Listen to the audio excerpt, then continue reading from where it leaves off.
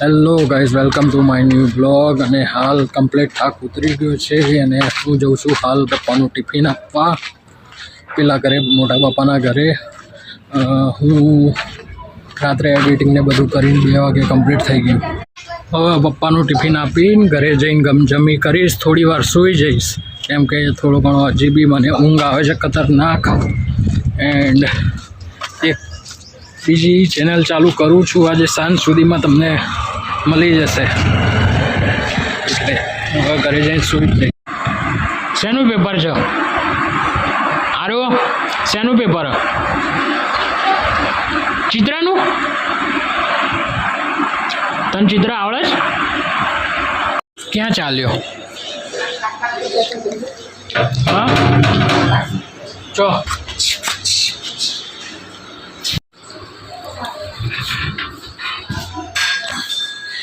રમવા ચાલે પ્રભુ. કેટલા વાગે આવશો? 8 વાગે આવશો હવે? તો હાલ બજાર જઈને ટેરિસ પર આવી ગયો છું અને સવારમાં બ્લોગ બનાવવાનો ટાઈમ જ બી નથી મળ્યો કેમ કે હું થાકી ગયો હતો. ઉઠ્યો જ 9 વાગે બરાબર. અને બહુ જ મજા આવી કાલે ને પરમ દિવસે 2 દિવસ બહુ જ મજા આવી. બધા ફેમિલી મેમ્બર્સવાળા જોડે મળીને ખૂબ મજાક મસ્તી કરી બરાબર. ચાલવાની પણ મજા આવી, ખાધું પીધું જોડે. અને છેલ્લે પછી વળતા ઓપન ગાડી એટલે પેલી સ્પોર્ટ ગાડીને પેલી ડાલું આવે છે ને 4x4, એમાં આયા. નદીમાં બી મજા આવી ચાલવાની. માતાજીના ખૂબ સરસ દર્શન કર્યા, પૂજન કર્યું કમ્પ્લીટ. બધા ખુશ થઈ ગયા મારો વિડીયો જોઈને બરાબર. બહુ બધા વિડીયોને લાઈક કર્યો છે, બહુ બધા લોકોએ વિડીયો જોયો છે મારો બરાબર. તો બહુ જ સારું લાગ્યું. તો હવે થાક કમ્પ્લીટ ઉતરી ગયો છે અને મને તો થાક લાગતું જ નહીં કેમ કે મારામાં તો ફૂલ એનર્જી હોય છે. બધા જ ચાલતા તો મને કહેતા હતા કે તને કેવી રીતે આટલી એનર્જી મળે છે બરાબર. કેમ કે હું બહુ બહારનો નાસ્તો કરતો નથી, બહુ ફૂલ પેટ જમતો નથી. ઘરે જ જમું છું ફૂલ પેટ. જો તો આ રીતે બહાર જ્યારે ચાલવાનું હોય ને ત્યારે ખાવાનું પીવાનું બહુ નહીં, લાઇટ જ ખાવાનું. હા, અને કન્ટિન્યુ ચાલવાનું હોય છે ને જ્યાં વિશ્રામ હોય ને ત્યાં બેસી નહીં જવાનું તરત ત્યાં, કેમ કે પછી પગ ભરાઈ જાય. એટલે ત્યાં હું તરત બેસતો નથી. ભલે બધા 2-5 મિનિટ બેસી જાય એમ પલોઠીવાળી, પણ હું ના બેસું. આટા મારું કાં તો ગાડીના ટેકે ઊભો રહું કેમ કે વારે ઘડીએ એ થાય 1 કિલોમીટરે પછી પગ ભરાઈ જાય. એના કરતાં બેસવાનું જ નહીં. અને કાલ સવારે તો બધા સવારે 5 વાગે કે ધીરે ધીરે ચાલતા હતા અને હું તો રનિંગ કરતો હતો, દોડતો હતો. તો લોકો મને જોઈને હશે કે તારામાં એટલી આજ એનર્જી હજી છે. મેં કીધું હજી બી હું 25 કિલોમીટર વધારે ચાલી શકું. હા, કેમ કે લોકો તો થાકી ગયા હતા પણ હું નહોતો થાક્યો એટલો. કેમ કે બધાને તો ખબર જ છે કે મારામાં કેટલી એનર્જી છે. એટલે બરાબર બધાએ ફૂલ ફેમિલીવાળા બધા જ મજા આવી. અને ખુદ હું મસ્તી કરાવતો બધાને, નાચતો ગાતો બરાબર. બ્લોગમાં હું ઓછો દેખાવા મળ્યો હોઈશ બરાબર. મારા ફોટા બી ઓછા હશે હું હોઈશ કેમ કે બધાનું વિડીયો શૂટિંગ ને બધું. બેટરી બેકઅપ તો હોવું જરૂરી છે કેમ કે કાલ સવારે 5 વાગે તો મારામાં 30% બેટરી થઈ હતી. એટલે વધારે વિડીયો શૂટિંગ કરવાનો ટાઈમ જ ના મળ્યો મને.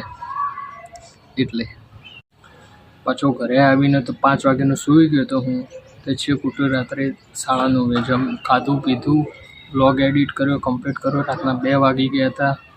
અપલોડ શેડ્યુલ મૂકીને સૂઈ ગયો તો તે સવારે 9:30 ઉઠ્યો બરાબર.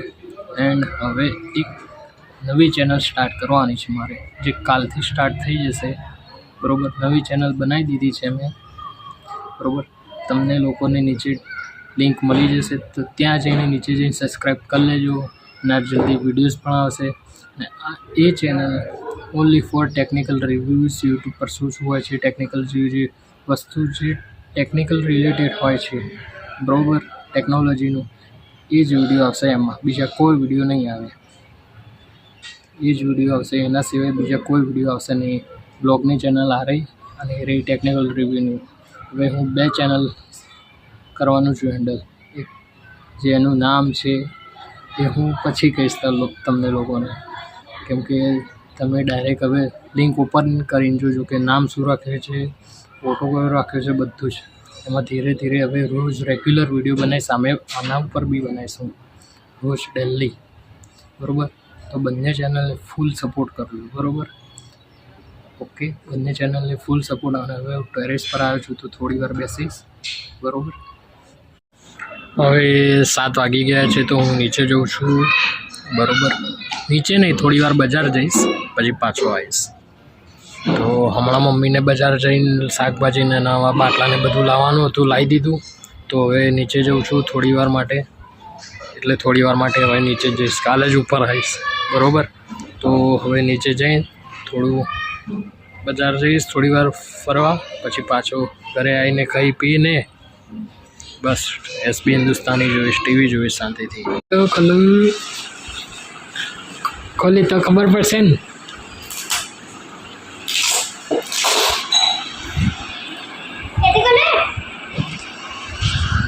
સોફા પર મૂકીને ખોલે એટલે પડે નહીં.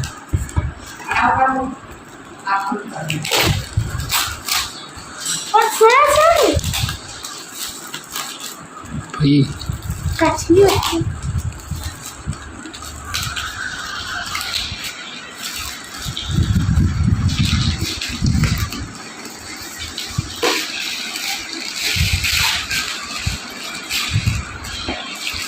દાદા તરફથી ગિફ્ટ.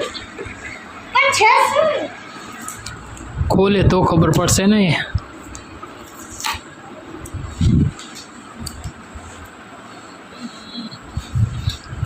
તું પાસ થઈ ગયો ને, એની ગિફ્ટ આલી દાદાએ. ખોલ તો ખરી.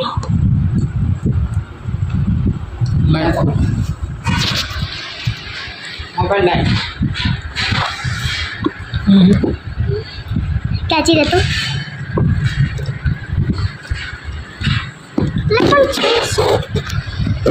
જા આવા ઉપર મિલીને ખોલ. દાદા